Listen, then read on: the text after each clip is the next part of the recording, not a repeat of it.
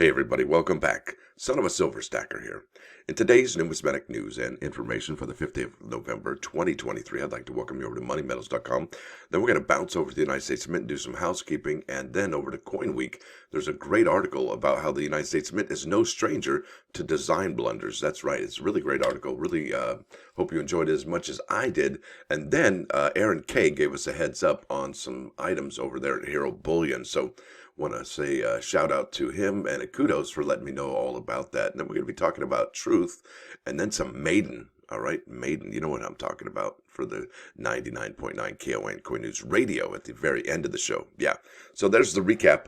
Now, if you're new here, don't forget to like, share, and subscribe. We're trying to get to 10,000 subs. Yeah, it's tough, but I got this. You know what I'm saying? So if we get to 10,000 subs, we're going to open up the store and we're going to be selling Son of a Silver Stacker merchandise. That's right.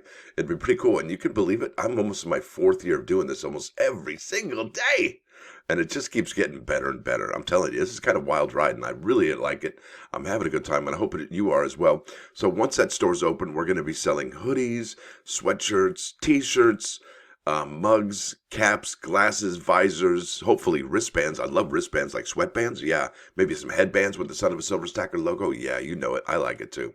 Now, let's get on with today's show. Thank you for listening to me go on and on and on and on. Now you're looking at gold was at, well, 2003 and 30 cents for the ending of the week there. Silver at 23.39, platinum at 947.40, and a palladium ended the week at 1155.05. You're looking at an in-stock American Silver Eagle whose premium is 779. All right, and they're going to pay you over there for your American Silver Eagle $25.14. Now, don't forget, this is the bullion sales at the United States Mint, and I don't know whether or not October is going to have any more numbers, but it really would be great if we had 2 million each from November and December for the American Silver Eagle sales. That would really put us at about 25 million for the year, and I think that would be spectacular, especially when, well, maybe people may need it, right? So let's go over here, keep on with the United States Mint.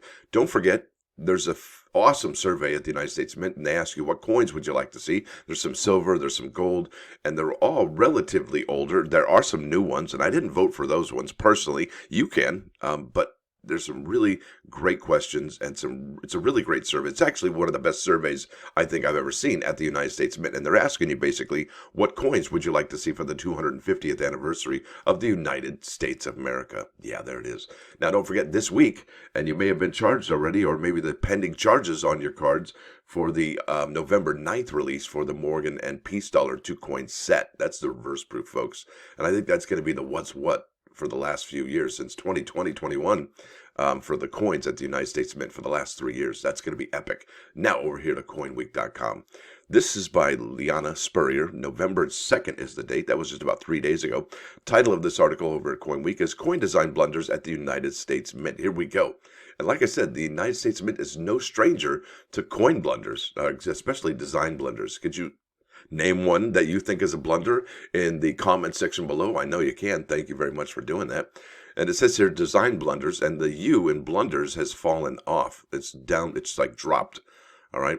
And that's by Lianna Spurrier from Coin Week. It says here, we all make mistakes, the United States Mint included. Who knew? Over the years, the United States Mint released multiple coins with design flaws that cause outrage, confusion, and flat-out rejection. Yowza. So if you're rejecting the American Women Quarters, and I've heard lots of people say why, yeah, you're not probably alone for the United States Mint saying, you know what, that was a design flaw. And maybe, just maybe, your opinion will be held, well, in high regard in the coming years. Maybe it won't, right? And that's just one of the things about coins that is really interesting, because between here and 10, 15, 20 years down the line, opinions change, right? Now it says here, we've all heard about how public was upset. The public upset led to the removal of the VDB from the back of the wheat penny and the covering of Lady Liberty's breast on the standing Liberty quarters. Did the masses really care that much about their coinage? Was there really enough pushback that popular opinion necessitated these changes? Well, let's get on with it. It says here, Shield Nickel Raise coin design. Shield nickel was released in 1866 with a circle of 13 stars on the reverse that had rays between them, and that is this one right here on the left-hand side. In early 1867, right, just less than a year later or a year later, the rays were removed, and that's the one you see on the right-hand side. It's widely known that the shield nickel series as a whole proved to be very difficult to strike. The mint hadn't worked with nickel very much, and it is harder material than copper or silver, making the dies liable to crack and have a shorter lifespan. All right, the rays on the reverse were part of the problem, actually. There was little space between each ray and its neighboring stars, making it a particularly problematic part of the coin. They were removed in part to help the dies last longer. And I do believe that some of the interesting things going on with the American Women Quarters is that we saw the drooling George and we saw the witchy poo nose. Those are some of the things that we're not seeing this year so much. I do believe they have just subtly changed the 2023 American Women Quarter obverse with George. Now it says here, but there were other reasons. The design as a whole was widely criticized. Joseph Wharton famously likened it to a tombstone, and in an 1866 letter to the editor published in the American Journal of Numismatics asserted that the motto, "In God We Trust," is very opportune for the inventor. Sick, in parentheses, of this coin may rest assured that the devil will never forget him for such an aberration. Yikes! Yeah, those are harsh words, right? The most controversial offense, however, was on the reverse. The rays reminded some of Confederate flags from the Civil War, indicating Southern sympathies. While seemingly not an extremely widespread complaint, this may have had something to do with the removal of the rays as well. Isn't that something? Politics, right? VDB wheat pennies. Yep. Here we go. The release of the Lincoln set in 1909, designed by Victor David Brenner, was highly anticipated. It was the first circulating U.S. coin to feature a portrait of a historical figure, and there was such a high demand that the mint had to limit how many an individual could purchase. You hear that? See, I'm telling you, we're setting a household order limit, sir. We cannot have you buy more than 3 or 5.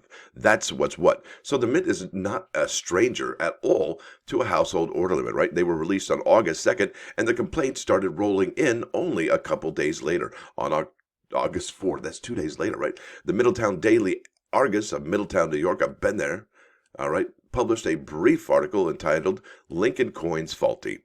And there it is, Lincoln Coins. Well, it doesn't really say right there, does it? I can't tell. Just buy underwear. Don't just buy underwear. There we go. Oh, and that's BVD underwear. Okay, here we go. The Lincoln cent, I can see the tie-in here now. The Lincoln cent has been only 1 day in circulation, and already it is declared that a serious blunder was made by the authorities, and that a new die may have been made to eliminate the objectionable failure. The initials VDB on the bottom reverse of the coin were seen as too bold and made many think of Brenner as conceited. In addition, according to the Des Moines News, some people mistook the initials for the trademark of an underwear brand, BVD. Yow.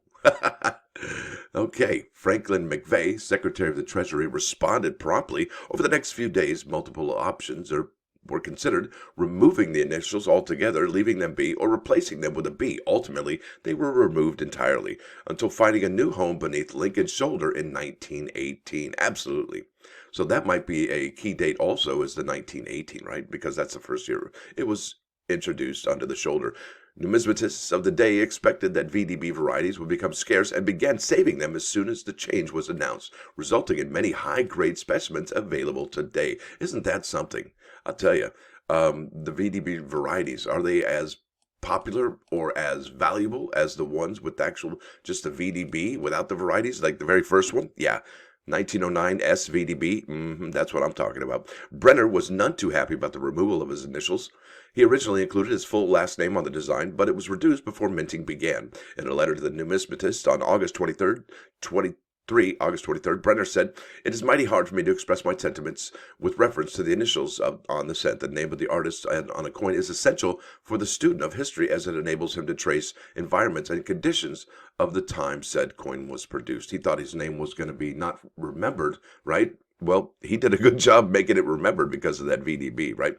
That's interesting. Now, there was already precedent to place his initials on the coin. In fact, the only other circulating coins at the time without a designer's initials were the nickel and the $10 gold piece. Regardless, the controversy regarding his initials may very well have made him one or more well-known designers of a U.S. coin, especially considered that the wheat penny is the only circulating coin he created. I think he's got a indelible mark on history. Type 1 and 2 standing Liberty quarters. Another widely known design change was covering of Lady Liberty's breast on the Type 2 Standing Liberty quarter in 1917. The common belief that is public outcry of conservatives drove this change, but there was no such complaints. They just did it on their own, apparently. The change was actually a result of people inside the mint. Herman A. McNeil designed the Standing Liberty quarter in 1916. Between the approval of his designs and the beginning of production in December, multiple modifications were made without McNeil's approval. Oh, that feels good, right?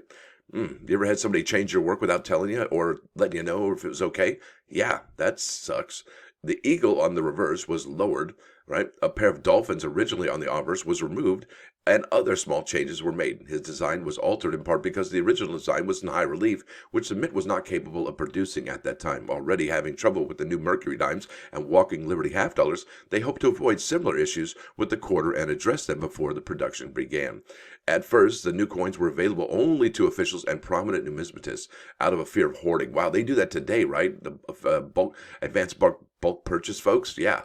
That's interesting. They kind of have that same behavior nowadays, right? Out of a fear of hoarding. And McNeil had to request a sample. Previously unaware of the design changes, he was outraged by the modifications and insisted that the new coins not be released to the public.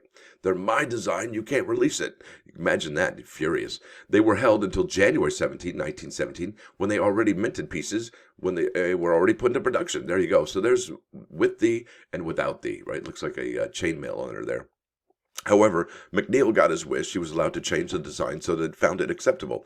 And this is where the Type 2 design came in. The original intention was to leave Liberty's breast bare and combine two previously produced obverses. But minting technology at the time was incapable of doing so. As a result, McNeil had to entirely rearrange or re-engrave the obverse. He completed this mid-February and chose to give Lady Liberty a chainmail shirt, thus covering the exposed breast.